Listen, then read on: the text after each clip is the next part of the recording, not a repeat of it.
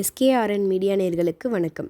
இன்றைக்கி நாம் பார்க்க போகிற படம் ஐசரி கணேஷ் தயாரிப்பில் பா. விஜய் இயக்கத்தில் அர்ஜுன், ஜீவா, ராசி கண்ணா, ரோஹிணி, சார்லி மற்றும் பலர் நடித்து வெளியாகியிருக்கும் படம் அகத்தியா. கதை: சினிமாவில் கலை இயக்குனராக விரும்பும் அகத்தியன் ஜீவா பாண்டிச்சேரியில் தனது முதல் பட வாய்ப்புக்காக கடன் வாங்கி ஒரு பங்களாவை ரெடி செய்கிறார்.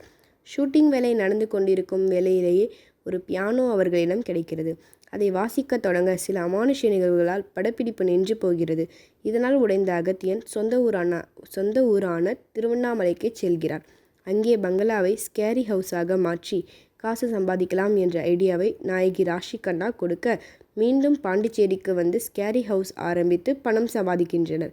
இந்த சமயத்தில் அந்த பங்களாவில் ஒரு பழைய ஃபிலிம் ரோல் ஒன்று கிடைக்கிறது. அதில் சித்தார்த்தன் அர்ஜுன் என்கிற சித்த மருத்துவர் 1940 நடந்த கதையை சொல்ல தொடங்குகிறார். அந்த கதையில் நடந்தது என்ன, நிகழ்காலத்தில் நடக்கும் அமானுஷ்யங்களுக்கும் அதற்கும் என்ன சம்பந்தம் என்பதை சொல்லியிருப்பதே அகத்தியா படத்தின் மீதி கதை. ஜீவா சிறப்பாக நடித்துள்ளார்.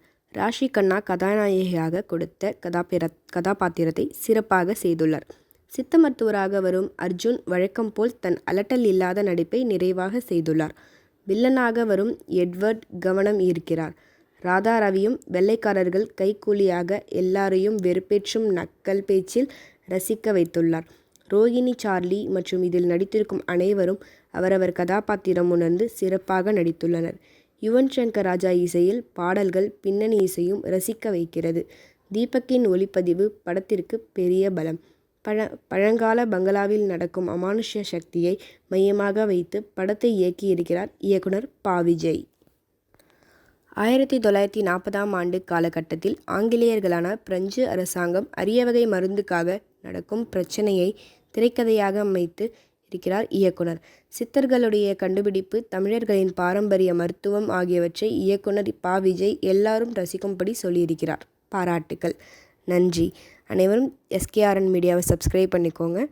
பெல் பட்டனையும் ப்ரெஸ் பண்ணிக்கோங்க. அப்போ தான் உங்களுக்கு உடனுக்குடன் தகவல் வரும். நன்றி.